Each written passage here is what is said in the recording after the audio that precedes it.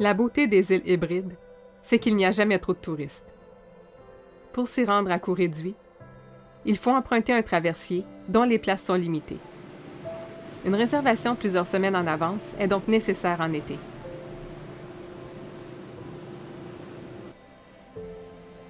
Même sous un ciel un peu gris, les îles de Harris et Lewis resplendissent de couleurs et d'odeurs qui nous incitent à la découverte.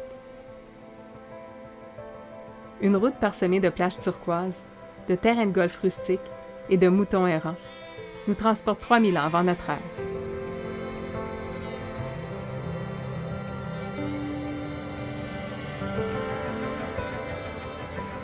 Les Kallanish Stones qui se dressent sur l'île de Lewis sont l'une des plus belles merveilles de l'humanité. Elles sont toutefois peu connues, peut-être parce qu'elles se dressent dans l'ombre des pierres de Stonehenge en Angleterre, qui sont hautement médiatisées. Pourtant, les Kallanish Stones seraient plus anciennes de quelques centaines d'années. Elles sont en fait un complexe de menhirs érigés sur quelques sites différents il y a près de 5000 ans. À l'emplacement principal, les immenses pierres forment un cercle au centre duquel se trouve un monolithe. Le mystère plane depuis toujours quant à leur installation. Atteignant parfois presque 10 tonnes, plusieurs se demandent comment des hommes du Néolithique ont pu déplacer ces énormes blocs. Et que veut dire cette forme circulaire? Une vue aérienne permet aussi de constater qu'avec les autres pierres autour, c'est plutôt une forme de croix que l'on observe. Les théories sont multiples sur le symbolisme de leur positionnement, faisant bien souvent allusion au cycle des astres. Mais certes, l'impressionnant site fascine les gens depuis la nuit des temps et fait naître bon nombre de légendes. C'est d'ailleurs ce qui en fait sa beauté. Nous pouvons laisser libre cours à notre imaginaire pour expliquer son existence, car nous n'en aurons jamais les véritables réponses.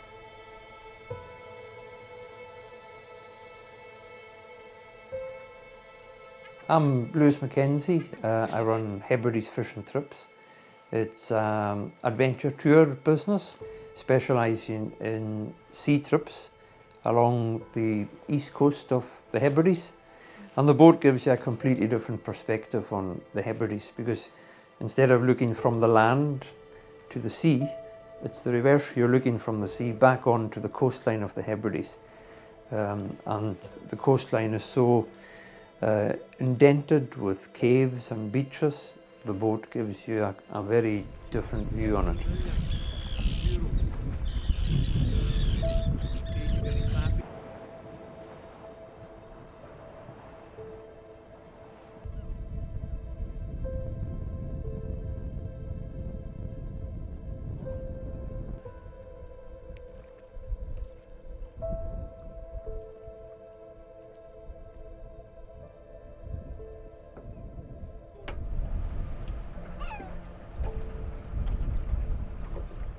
One big fish and one small fish. We have a mackerel and a big pollock.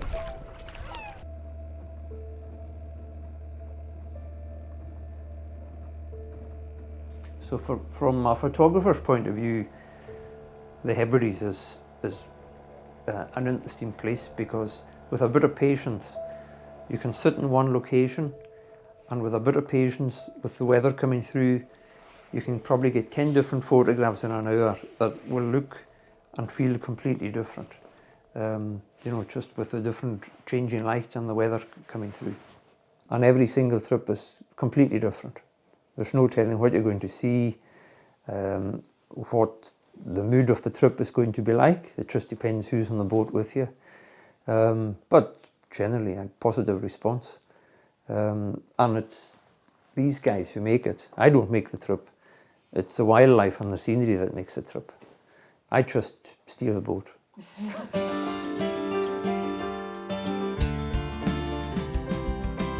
Avec une population de près de 7 millions, les moutons peuvent se vanter d'être plus nombreux que les humains en Écosse. Il n'est donc pas rare d'en croiser quelques-uns sur la route.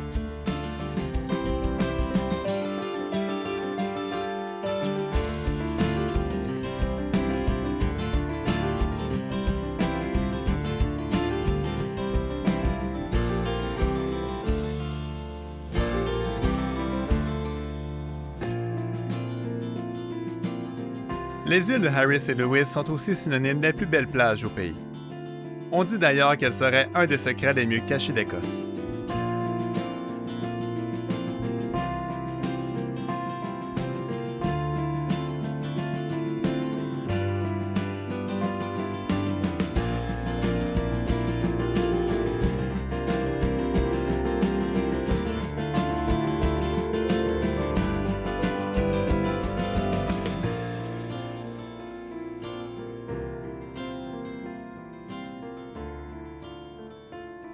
Mais il y a peut-être une raison qui explique que les plages soient vides. On peut pas être pire que le lac Saint-Jean. Ah ouais, pour vrai. Ben voyons donc.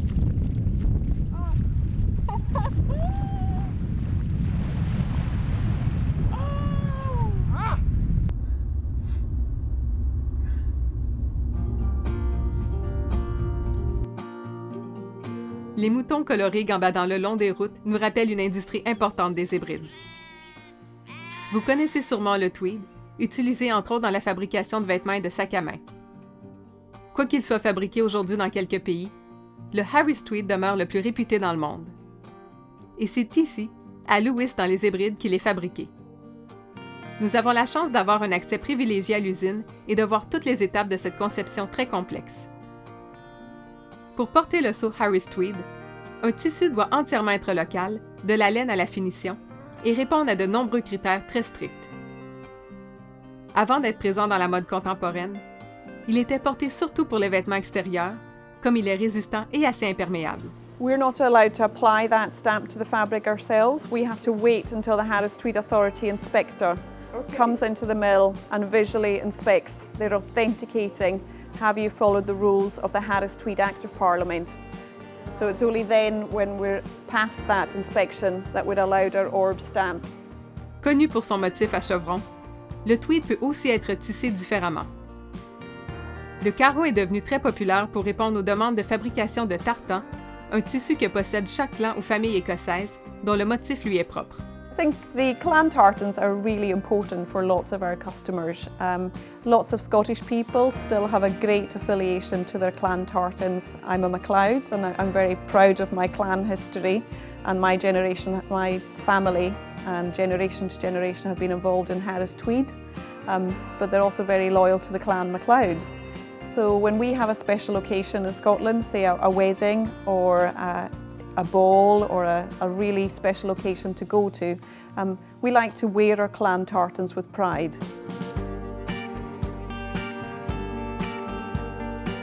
C'est à Stornoway, la principale ville des hybrides, que nous faisons une belle rencontre insolite.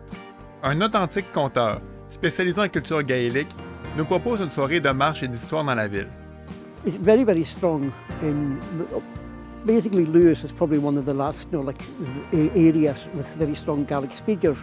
You used to have the whole of the Western Isles and the inner islands as well, Skye especially, and down other places. Though you look at the place names, they're mostly of Norse origin.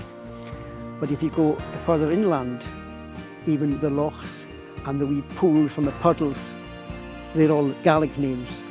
And they're but all Norse names because the Norse came over here, invaded the islands.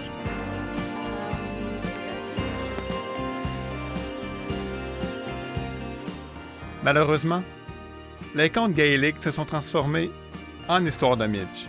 I may have a question too before the midge eat us. Yeah. Maybe, yeah, it's just crazy. I think we'll be walking a little bit.